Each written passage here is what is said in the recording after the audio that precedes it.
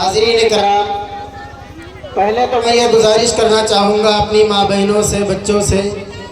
کہ آپ حضرات خاموشی کا ماحول بنائیں۔ پروگرام کو شروع کرنے کے لیے خاموش ہونا ضروری ہے۔ آپ حضرات خاموش ہو جائیں،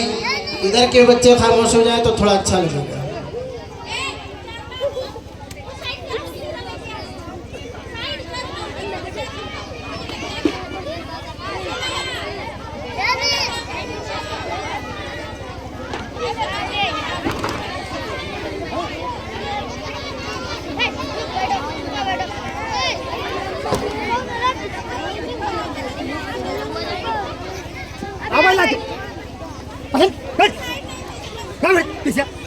یہ ہمیں لگی مجھے لگی،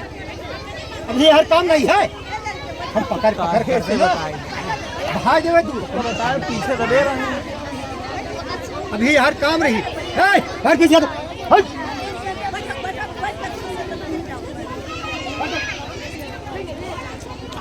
کرنا چاہتا ہوں۔ اس سے پہلے میں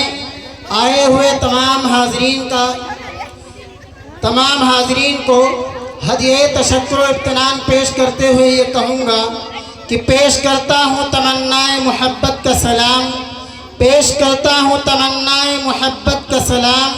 اپنے احباب کو دیتا ہوں مسرت کا پیام۔ دوستو، یہ ہمارا ملک ہندوستان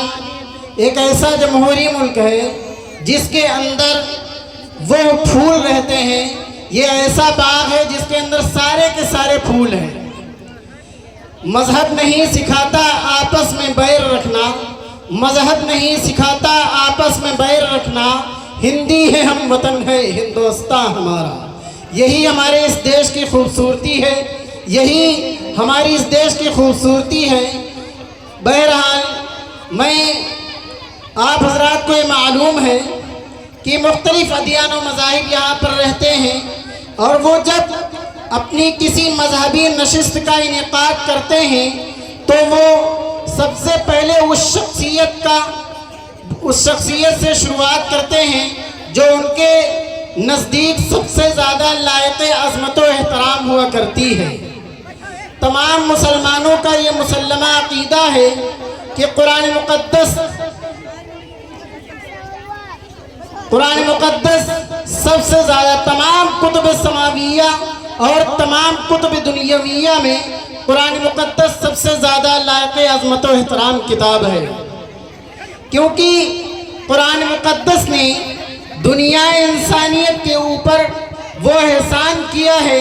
کہ تڑپتی اور بلکتی ہوئی انسانیت کو نشان منزل بتایا ہے۔ قرآن مقدس وہ کتاب ہے جس کی آیتوں کو سن کر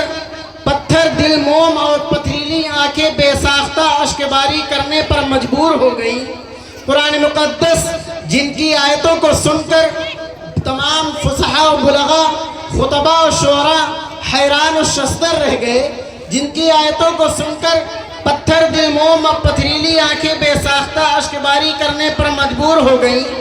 حضرت عمر جیسے جلیل القدر اور جلالی شخص نے بھی جب قرآن مقدس کی آیت طٰہٰ مَا أَنزَلْنَا عَلَيْكَ الْقُرْآنَ لِتَشْقَىٰ سے شروع کرتے ہیں اور وَأَنَا اخْتَرْتُكَ فَاسْتَمِعْ لِمَا يُوحَىٰ إِنَّنِي أَنَا اللَّهُ لَا إِلَٰهَ إِلَّا أَنَا فَاعْبُدْنِی تک پہنچتے ہیں تو حضرت عمر جیسے جلیل القدر اور جلالی شخص کا بھی پتھر دل موم ہو جاتا ہے، اور وہ ایک کہہ اٹھتے ہیں کہ مجھے اس ذات اقدس کی طرف لے چلو جو کائنات انسانیت کو انسانیت کی راہ دکھانے کے لیے آئی ہے۔ چنانچہ حضرت خباب رضی اللہ تعالیٰ عنہ کے ہمراہ پیغمبر اسلام صلی اللہ تعالیٰ علیہ وسلم تک پہنچتے ہیں اور دست بستہ کھڑے ہو جاتے ہیں اور یہ کہہ اٹھتے ہیں فدا گابی امی یا رسول اللہ، اے اللہ کے رسول میں دامن اسلام میں پناہ لینے کے لیے آیا ہوں۔ یہ قرآن مقدس کی برکت تھی، یہ قرآن مقدس کا معجزہ تھا۔ قرآن مقدس ایک معجزہ ہے جو اس امت کو دیا گیا، جس طرح دیگر انبیاء اکرام کو معجزات دیے گئے، حضرت صالح علیہ السلام کو معجزہ دیا گیا اونٹنی کی شکل میں،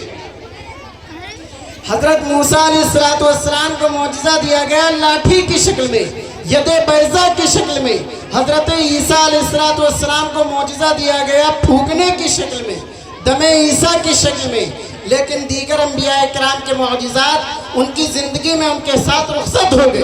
उनके मौजिज़ात भी उनके साथ रुखसत हो गए, लेकिन आका की रुखसती के साथ कुरान रुखसत नहीं हुआ। कुरान मौजूद है और क़यामत तक मौजूद रहेगा। यही वजह थी कि जिसकी एक नज़र ने हज़रत उमर जैसे जलीलुल क़द्र और जलाली शख्स को भी अपने दामन में ले लिया है। आज उसी कुरान मुक़द्दस से हम अपनी महफिल का आगाज़ करना चाहेंगे, जिसके लिए मैं एक होनहार तालिबा जिसका नाम साबिरा खातून है, मैं ज़हमत सुखन देता हूँ कि तशरीफ़ लाएं और तिलावत कलामुल्लाह से महफिल का बाज़ाब्ता आगाज़ फरमाएं इस शेर के साथ कि कुरान की तिलावत से आगाज़ हो महफिल का, कुरान की तिलावत से आगाज़ हो महफिल का, इस नूर से पा जाएं हम रास्ता मंजिल का। इससे मेरी मुराद